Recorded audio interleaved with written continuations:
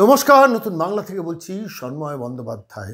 জি কর মেডিকেল কলেজে 31 বছরের ডাক্তারের জীবনদীপ নিভে যাওয়া নিয়ে বিভিন্ন ধরনের আলোচনা চলছে, বিভিন্ন ধরনের ঘটনা ঘটছে। সারা পশ্চিমবঙ্গ উত্তাল হয়েছে, কলকাতা উত্তাল হয়েছে, ভারতবর্ষ উত্তাল হয়েছে, সারা পৃথিবীর মানুষ উত্তাল হয়েছেন। প্রত্যেকটা পড়তে পড়তে নতুন নতুন দিক উঠে এসছে। শেষ পর্যন্ত টালা থানার ওসি গ্রেফতার হয়েছেন, জি কর মেডিকেল কলেজের প্রিন্সিপাল গ্রেফতার হয়েছেন। জি কর মেডিকেল কলেজ নিয়ে বিশাল দুর্নীতি র্যাকেট, সেটা শেষ পর্যন্ত লাইমলাইটে চলে এসছে। স্বাস্থ্য ভবন লাইমলাইটে চলে এসছে। ডাক্তারদের সঙ্গে মুখ্যমন্ত্রীর বৈঠক, প্রশাসনের বৈঠক, সেটা নিয়ে টানাপোড়েন চলেছে। Supreme court suo motu motion move করেছে। ভারতবর্ষে 130টা শহর একসঙ্গে প্রতিবাদে নেমেছে। সারা পৃথিবীর মেডিকেল ফ্র্যাটার্নিটি, সাধারণ মানুষ, প্রবাসী বাঙালি, প্রবাসী ভারতীয় সবাই নিন্দা করেছেন। এবং এই নিন্দের মধ্য দিয়ে যেটা মূলত ফোকাসড হয়েছে, দেখুন, এই রাজ্য সরকার, রাজ্য প্রশাসন ক্রমাগত মৃত্যুর পর তথ্য গোপন করা, তথ্য লোপাট করা, এভিডেন্স ট্যাম্পারিং করা, নানান ধরনের প্রক্রিয়া চালিয়েছে। শুধু উই ওয়ান্ট জাস্টিসটা উই ডিমান্ড জাস্টিসে পরিণত হয়ে গেছে। একটা সময় মানুষ জাস্টিস শুধু হত্যাকারীর ধরার মধ্যে চাইনি, মানুষ চেয়েছে এই প্রশাসন যে অপরাধ করছে তার বিরুদ্ধেও বিচার চাইছেন। ঠিক এই পরিস্থিতিতে দাঁড়িয়ে আমি আজকের এই প্রতিবেদনে অন্যতর একটা দিক নিয়ে আমি দু একটি কথা বলবো। যে আমরা কেউ ভেবে দেখেছি যে এই মধ্যবিত্ত, নিম্ন মধ্যবিত্ত পরিবারটাকে এ রাজ্যের প্রশাসক কিনতে গিয়েছিলেন? আপনারা একটু ভালো করে ভেবে দেখবেন পরিবারটির আর্থিক অবস্থা কী। তিনজন সদস্যের একটি পরিবার, বাবা, মা, এক কন্যা। ছোট থেকে তাকে বড় করেছেন, পড়াশোনায় মেধাবী, তারপরে ডাক্তার হয়েছেন, তারপরে জি কর মেডিকেল কলেজে 36 ঘন্টা নাগারে ডিউটি দিচ্ছেন। সেই ডাক্তার কন্যাকে অত্যন্ত নির্মমভাবে অত্যাচার করে খুন করা হলো। তারপর প্রশাসন, অ্যাডমিনিস্ট্রেশন, পুলিশ, বিনীত বাহিনী, মমতা বাহিনী সবাই মিলে তথ্য লোপাট করে এভিডেন্স ট্যাম্পারিং করার নানান প্রক্রিয়া করলো। সেটা এক্সপোজ, সেটা নিয়ে প্রচুর কথা বলেছি। কিন্তু আমাকে যেটা ভাবিয়েছে, দেখুন যে পরিবার থেকে এই ডাক্তার কন্যা এসেছিলেন, পরিবারটা আর্থিক সামাজিক অবস্থা কী? অত্যন্ত সভ্য, ভদ্র, বিনম্র একটি পরিবার। বাবা, মা এবং এক সন্তানকে নিয়ে তাদের বড় হওয়া, তাদের জীবনযাপন করা, এবং নিম্ন মধ্যবিত্ত পরিবার। সেই পরিবারকে একটা সরকার, একটা রাষ্ট্রযন্ত্র যখন কিনতে চায়, যখন মুখ্যমন্ত্রী তার বাড়িতে ছুটে যান এবং তারপরও তার তার তার তার মেরুদণ্ডটা নুব্জ হয়নি, মাটিতে শুয়ে পড়েনি, এবং তিনি মাথা উঁচু করে দাঁড়িয়ে তখনও তিনি স্থির বিশ্বাসে এই কথাটা বলেছেন, টাকা নিয়ে কি হবে, আমার সন্তানটা ফিরে আসবে। অভিষেক গুপ্তাকে, ডিসি নর্থকে বলেছেন। রাজ্যের মুখ্যমন্ত্রী প্রকারান্তরে 10 লাখ টাকার গল্প শুনিয়েছেন, সেটা তো সবাই জানেন। আমি এই জায়গাটা ভাবার চেষ্টা করছি, আজকের দিনে কজন এটা পারবে? অত্যন্ত নিম্ন মধ্যবিত্ত পরিবার, কিন্তু শিক্ষিত, রুচিশীল পরিবার। সেই পরিবারের এই যে সিদ্ধারা সোজা করে না কথাটা বলা, বিশ্বাস করুন বাংলার মাটিতে আমরা প্রায় ভুলতে বসেছি। আমরা চট করে বিক্রি হয়ে যেতে ভালোবাসি, চট করে নুব্জ হয়ে যেতে ভালোবাসি, চট করে মাথা নত করতে ভালোবাসি। সেই সময় দাঁড়িয়ে একটি পরিবার কিন্তু শেখালো, সন্তান হারা হওয়ার পরও যে মাথা নত করেননি। আমার কাছে মনে হয়েছে জি কর কাণ্ডে এটাও বোধহয় বাঙালি সমাজের কাছে একটা বিশাল বড় প্রাপ্তি। নাগরিক সমাজের উত্থান, রাজনীতির ঊর্ধ্বে গিয়ে মানুষের প্রতিবাদ, এগুলো তো এক একটা দিক। কিন্তু একটা নিম্ন মধ্যবিত্ত পরিবারের তাঁদের সমস্ত আর্থিক প্রলোভন দিয়ে তাদের মুখ বন্ধ করার চেষ্টা হয়েছিল প্রশাসনের তরফ থেকে, সর্বোচ্চ পর্যায় থেকে, রাজ্যের মুখ্যমন্ত্রী নবান্ন থেকে পর্যন্ত, পুলিশের পক্ষ থেকে পর্যন্ত। তারপরেও তারা মাথাটা উঁচু করে দাঁড়িয়ে বুকে অসহ্য যন্ত্রণা নিয়েও তারা লম্বা একটা না বলেছেন। এটাকে কুর্নিশ করবেন না আপনি।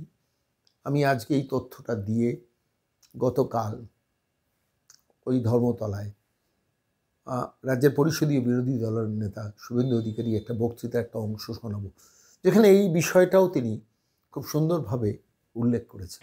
এক্ষেত্রে কোর্ট অর্ডার দিয়েছিল, যখন সিবিআই একটু সময় নিয়ে গুছিয়ে যখন তদন্ত শুরু করে, তখন যারা তৃণমূলের বন্ধু, যারা এবারের লোকসভা নির্বাচনে হিন্দুদের ভোট কেটে যারা তৃণমূলকে জিতিয়েছে, 21 ভোট কেটে হিন্দু সনাতনীদের ভোট ভাগ করা যাদের কাজ, সেই মাকুরা সিপিএম সেকু এবং মাকু তারা দেখাচ্ছিল আঙুল, সিজিও কমপ্লেক্সে যেতে হবে, সিবিআইয়ের বিরুদ্ধে লড়তে হবে বলেছিল এবং মানুষকে ভুল বুঝাতে চেষ্টা করেছিল। এখন মোহাম্মদ সেলিম সাহেব, সুজন চক্রবর্তী, মীনাক্ষী বোন, আপনারা সিজিও যাবেন নাকি? যাবেন নাকি? যান একটা লাল গোলাপ নিয়ে যান, গিয়ে দিয়ে আসুন। সিবিআই প্রথম দিন থেকে লড়াই করেছে এবং সিবিআই আজকে এই ঘটনাতে তথ্য প্রমাণ যে লোপাট হয়েছে, পুলিশ যে লোপাট করেছে, আজকে টালা থানার ওসিকে গ্রেপ্তার এবং নিজেদের রিমান্ডে নেওয়ার মধ্য দিয়ে প্রমাণ হয়ে গেছে এই ঘটনা পুলিশ তথ্য প্রমাণ লোপাট করেছে এবং সন্দীপ ঘোষ বাহিনীর দ্বারা আমাদের এই ঘটনার জন্য যা যা এই সরকারকে বাঁচানো আর দোষীদের গাড় করার জন্য যা যা করার করা হয়েছে। আজকে মুখ্যমন্ত্রী প্রথম দিন থেকে মিথ্যে কথা বলেছেন, একটার পর একটা প্রমাণ হয়েছে। প্রথম দিন তিনি ঝাড়গ্রাম থেকে মিথ্যে কথা বলেছেন, বাড়িতে গেছেন 4 দিন পরে, বাড়িতে গিয়ে তিনি পরিবারকে ম্যানেজ করার চেষ্টা করেছেন। 14 তারিখে মুখ্যমন্ত্রী স্বাধীনতা দিবসের অনুষ্ঠানে দাঁড়িয়ে টাকা তো দেওয়া যেতেই পারে, 10 লক্ষ তো দেওয়া যেতেই পারে, এই কথা প্রকাশ্যে বলেছেন। মুখ্যমন্ত্রী বলেছেন, মুখ্যমন্ত্রী হেঁটেছেন মৌলালি থেকে এই ডরিনা ক্রসিং পর্যন্ত, তার হাতে প্ল্যাকার্ড ছিল উই ওয়ান্ট জাস্টিস। আজকে টালা থানার ওসি গ্রেপ্তারের পরে মাননীয়া আপনি আরেকটা মিছিল করবেন নাকি? আপনি আরেকটা মিছিল করবেন নাকি? এই রাজ্যে সবাই জানে ওসির নাম কি মমতা ব্যানার্জি, এসিপির নাম কি মমতা ব্যানার্জি, ডিসির নাম কি মমতা ব্যানার্জি, এডিসিপির নাম কি মমতা ব্যানার্জি, সিপির নাম কি Mamata Banerjee, chief secretary, home secretary আর ডিজিপি এরা তো সবাই ল্যাম্প পোস্ট, একটাই পোস্ট, তার নাম মমতা ব্যানার্জি এবং মুখ্যমন্ত্রী। আপনি কদিন আগে এক সাংবাদিকের চ্যানেলে, তার নাম বলে বিখ্যাত করতে চাই না, 1 বছর ধরে সাংবাদিককে মুখ্যমন্ত্রী তার সঙ্গে বাক্যালাপ বন্ধ রেখেছিলেন। তিনি আনন্দবাজারে কয়লা আর গরু থেকে ফাইল যেত, একজন এখন রিটায়ার্ড সাংবাদিক আছে, তাকে অনেকে শকুনি মামা বলেন, তার মধ্যস্থতায় 15ই আগস্ট পিডব্লিউডির যে টেন্ট আছে রেড রোডে, সেখানে মুখ্যমন্ত্রীর সঙ্গে তার মীমাংসা হয়। তিনি আন্দোলনকারী জুনিয়র ডাক্তারদের সরলতার সুযোগ নিয়ে সেই সমস্ত প্রতিভাবান ডাক্তারদের তাদের যে উদারতা তার সুযোগ নিয়ে একটি চ্যানেলে টক শোতে ওখানে নিয়ে যান। টক শো শেষ হওয়ার পরে ফেস টাইম কল থেকে ফোন করেন, প্রথম ফোন ধরেননি, তারপরে সিপি কলকাতাকে ফোন করা হয়। সিপি কলকাতা উনার যিনি ম্যাম আছেন, ম্যামকে বলেন যে ম্যাম জরুরি ফোন আছে। ম্যাম তখন ফেস টাইমে কথা বলে প্লট তৈরি করেন, তৈরি করে পরের দিন চোরের মতো লুকিয়ে কাউকে না বলে ওখানে চলে যান, কেউ জানতে পারেনি। সেখানে 9 মিনিট 56 সেকেন্ডের বক্তৃতা আর 76 বার আমি আমি আমি আমার আমার আমার আমার আমি আমি আমি আমি 76 বার। এই মুখ্যমন্ত্রী একদিকে বলছেন উই ওয়ান্ট জাস্টিস, অন্যদিকে ডেলি কোটি টাকার উপর আমাদের এক্সচেকারের খরচ করে 21 জন লয়ার মাহফুজা খাতুন নামগুলো মুখস্থ করে ফেলেছে। কয়েকদিন আগে বলছিল, ডাক্তাররাও বলছিল, কালো কোট সাদা চুল বলছিল ডাক্তাররাও, একবারে লাইন করে 21টা নাম মাহফুজা খাতুন মুখস্থর মতো বলেছেন। আপনারা দেখেছেন। আমি আবার অনুরোধ করব, কালকের লিস্টে চিফ জাস্টিসের 3 জনের বেঞ্চের লিস্টে 13 আর 15 আছে। মারা, দিদিরা, বোনেরা সব বাড়িতে স্মার্টফোন হাতে আছে, টিভি আছে। কাল বিশ্বকর্মা পূজা আমরা জানি, কালকে আমরা সৃষ্টির দেবতার পুজো করব এটাও জানি।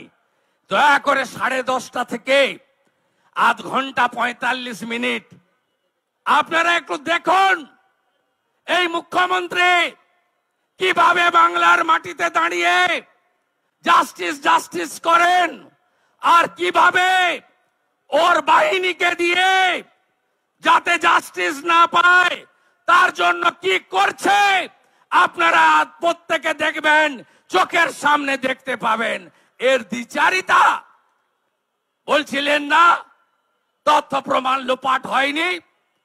গতবারের লাইভ স্ট্রিম হয়েছে, আমাদের ভারত সরকারের এসজি মাননীয় তুষার মেহতা কি বলেছেন অন বিহাফ অফ সিবিআই, যে আমাদের 5 দিন পরে মামলা দেওয়া হয়েছে। এই ধরনের রেপ, মলেস্টেশন এক্ষেত্রে 5 ঘন্টার মধ্যে আমাদের যে টেস্ট লাগে, যে মেটেরিয়াল লাগে আমরা পাইনি। আমার তো মনে হয়েছে উনি হিমশৈলে চূড়া মাত্র দেখিয়েছেন। আমরা সবাই জানতে চাই, কোর্টের অর্ডারে সিবিআই ইনভেস্টিগেশন, সিবিআই টালার ওসি অভিজিৎ মন্ডলকে গ্রেফতার করার পরে প্রমাণ হয়েছে পুলিশ এভিডেন্স লোপাট করেছে, প্রমাণ হয়ে গেছে। এর জন্য আর সময় লাগবে না। আমি বলি, আজকে যাদবপুরে ওসি অভিজিৎ মন্ডলের বাড়িতে জয়েন্ট সিপি, ডিসি এক গাদা পুলিশকে পাঠিয়েছেন মাননীয়া। কেন পাঠিয়েছেন? 3 দিনের রিমান্ড হয়েছে। ওর বাড়িতে যদি তথ্য প্রমাণ থেকে থাকে লুপাট করতে, আর পরিবারের লোকের মাধ্যমে অভিজিৎ মন্ডলকে মেসেজ পাঠাতে যে আপনি দয়া করে সিপি বিনীত গোয়েলের নাম বলবেন না। আমরা দাবি করি রিমান্ডে নেওয়ার পরে কলকাতা পুলিশের এই টিম উনার বাড়িতে গিয়ে আর একটা অপরাধ করলেন, এভিডেন্স ডিস্ট্রয় করার জন্য।